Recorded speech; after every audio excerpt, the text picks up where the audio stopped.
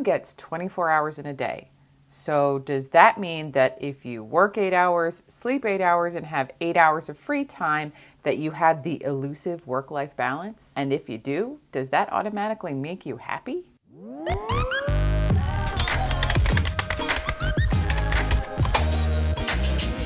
Hey everybody, and welcome back to my channel where you are what matters. Today I'm going to be talking about work-life balance and what you can actually do to help you improve your life. I promise that I won't air quote the word balance every time I come across it today. However, I just want to be clear that when we say balance, it's not exactly what we mean by balancing a scale. And real quick before I get started, if you're new around here and you like videos on how to reduce your stress and improve your well-being, go ahead down and hit the subscribe button below. So work-life balance. I have this sort of love-hate relationship with this phrase. It's this phrase that's pushed mostly by corporations who are trying to tell you what you should have while simultaneously expecting you to work more. How does that work, actually? On top of it, it makes people who were already pretty happy with the way life was going start to compare their lives to an ideal that's pretty unrealistic. So all of that is the hate part. The reason that I actually like this concept is that when people start looking for work-life balance, it tends to lead to other actual good things. The self-examination leads you to start wanting to change, which leads you down the road to personal development, to the things that will actually lead to happiness. That is, so long as you can ditch this ridiculous concept of balance. Seriously, do you know anybody that has their life sorted perfectly into these 8-hour blocks that would indicate that they have balance? I mean, does anybody even leave work at work anymore? Or really, a lot of us bring home with us to work.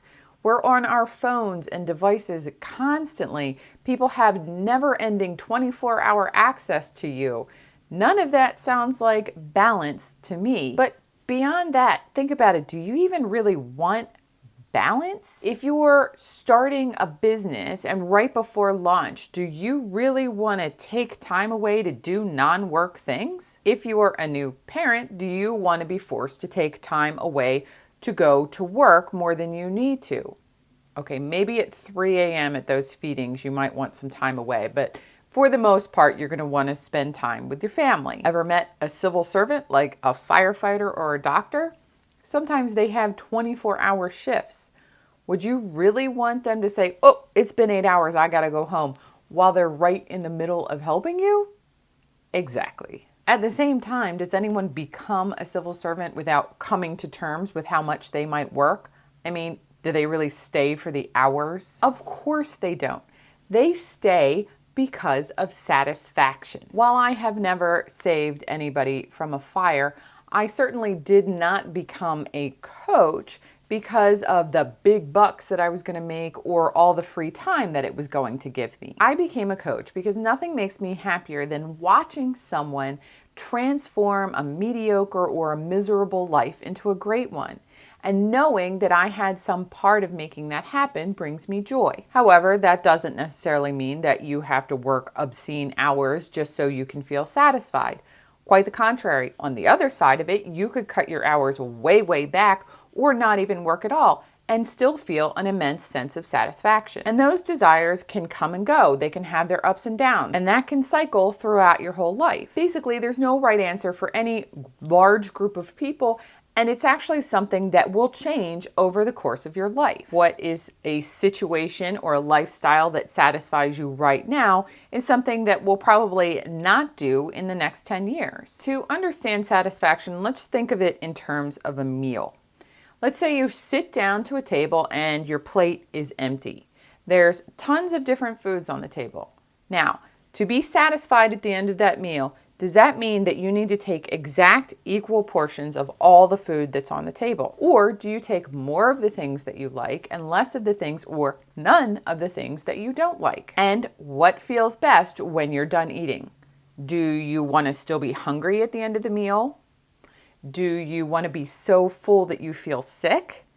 No, of course not. The answer is that you want to feel satisfied. And what your plate looks like right now might not be how you want your plate to look in 6 weeks or 6 months or 6 years from now. Balance implies that all the sides are equal. And the reality is that if all the sides are exactly equal, you're probably not going to be that happy. Okay, so now you're like, Jess, I get it. To hell with balance. But what do I do to feel more satisfied? Well, have you ever heard the phrase, if you can't measure it, you can't improve it? The way that you are going to improve your satisfaction is simply by starting out and measuring it. And to do that, we're going to start with a very simple circle. This is an incredibly basic but very powerful tool that we use in coaching that will help you compare your life now to your life in the future, or to help you compare and contrast to make a decision. Think about a pros and cons list, but this is sort of a visual representation of that. This is going to be a visual representation of all the things that are important in your life. You may have heard of this concept or used this concept already, especially if you have been coached. Or in the case of personal happiness, you may have heard of it from a book called The Miracle Morning by Hal Elrod, and he calls it the Level 10 Life. Either way, no matter where you heard from it, it's a simple, basic coaching concept. And all it is using a circle to measure something. If you'd like to play along with this, go ahead and get yourself a piece of paper and a pen or a pencil so that you can work on your circle while I'm explaining it to you. And then you can pause this video at any point that you like so that you can stop and work on your circle. You're going to start with a blank piece of paper and simply draw a circle. This does not need to be a perfect circle. It can literally be a free form circle, so long as it's big enough for you to write around the edges. Then you are going to cut this circle into pieces, just like you would draw lines if you were making a pizza. Anywhere from 6 to 10 is a good number. These are going to be the areas of your life that you are interested in focusing on. They're the things that are important to you that contribute to your overall personal satisfaction and happiness. So now your circle looks something like this. If when you are creating your circle, you made 6 sections and now you need a 7th but not an 8th, don't feel bad about drawing a line halfway through one of those pieces of pie. We're not looking at the pieces of pie and saying, oh, this section is bigger and this section is smaller. We're going to go from the center outwards, so it really doesn't matter how skinny or fat the piece of pie is. This is the part where you're going to start filling in around the outside edge of the circle all of the things that you would like to focus on for your personal happiness. Some ideas are your work or career, family, friends, relationships with a spouse, with a partner, or some other significant person, money, religion or spirituality, hobbies specifically or as a group, or health, physical or mental or emotional, whatever. Whatever things that you have chosen to work with, you are going to write them one per piece of pie around the outside edge of the circle. So now it looks something like this. Now, towards the center of your circle in each one of the pies, I want you to rate the way you currently feel about that section. So if you feel like finances are going great, you put an 8 in that section. If you feel like your hobbies are not good, you can go down as far as 1. The scale is 1 to 10 and it starts at 1 because if it's a 0, why is it even on this pie? If you have no interest in focusing on it, then it doesn't belong on the circle. And if you're willing to have it on the circle, then it needs to be at least a 1. That is your starting point. Now that you have decided how you feel on a numerical scale about that piece of pie, then you're going to mark the piece however far up. 1 is right towards the center of the circle, 10 is totally filled in, 5's about halfway, and then just judge the other numbers. Draw a line at that point and just color in the section up to that line. My hypothetical circle now looks like this. Alternatively, you can use a special tool, which I will link down in the description to where I bought it from Amazon, and you can make your circle be a little more even if that helps you out visually. Or you can do that and then erase all the extra and it can look like this. If you're one of the people that likes the lines and likes the colors, then perhaps creativity should be one of those pieces of pies, but please do not get perfectionist about this. If you are so worried about how the circle looks that you're not focusing on what's going on with the circle, then I'm going to link a video of how to deal with perfectionism in the cards for you to go look at so that you can then come back here and worry about your personal satisfaction instead of exactly how this circle looks. Anyway you scratch it, now it's time to take a look at the circle that you've created with all of the visuals somehow colored in. Now you're going to ask yourself, what do I notice?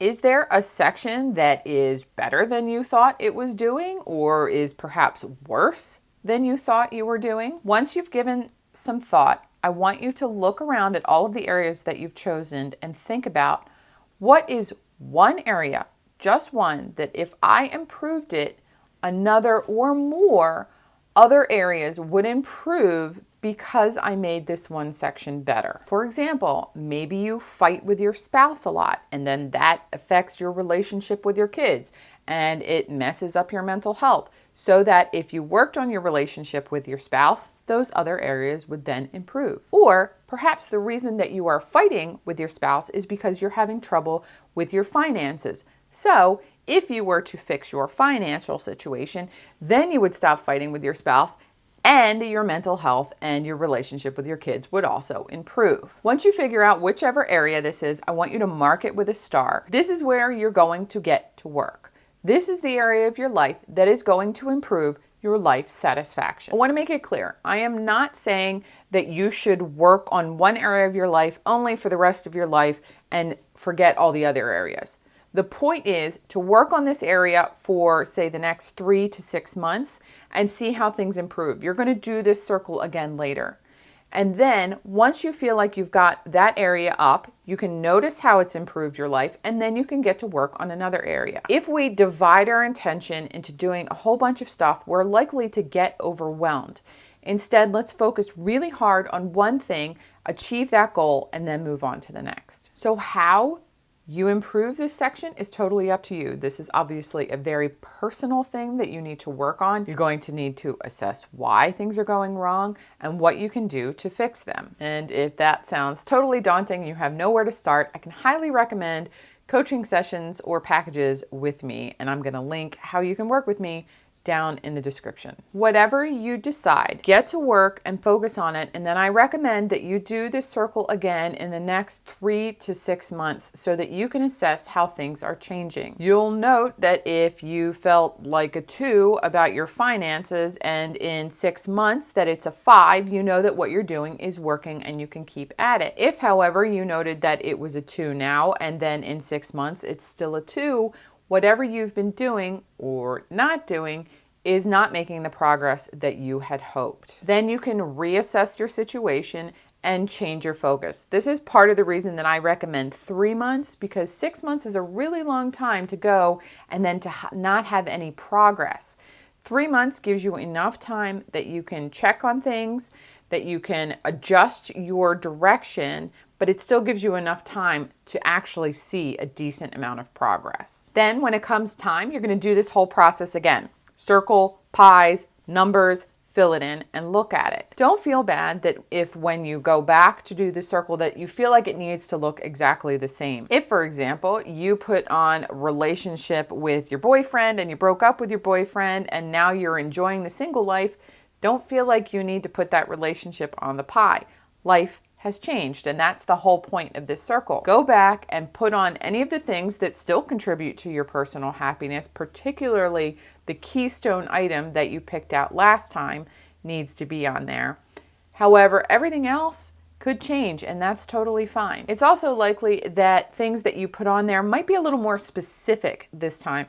Maybe you had just put self-care on your circle and that got a little vague, and now you're really just focusing on mental well-being, or perhaps you're focusing more on reading or your hobbies. It's okay for the scope and perspective of the pie to change over time. And that's it. That is how you measure how life is working out for you now, what you can choose to focus on to change, and how you can check it again later to make sure that what you're doing is working. Okay, question of the day. Let me know down in the comments, what area of your life did you discover was your keystone, and did it surprise you that that was the area you need to focus on? Thanks for watching. I hope you enjoyed this video. If you did, please go down and hit the like button, and don't forget to hit the subscribe button as well so you don't miss a video. If you're interested in more information about this topic along with some more visual aids, check out the description because I'll have an article that I wrote on work-life balance and also an article that I wrote about making the satisfaction circle. Also, there'll be a link to my 5 Days to Less Stress program, which is a free email program that will help you examine all of the areas in your life that are causing you stress so that you can figure out how to reduce it. And there'll be a link to get on my calendar so that you can sign up for your free call with me. Thanks everybody, and I'll see you in the next one.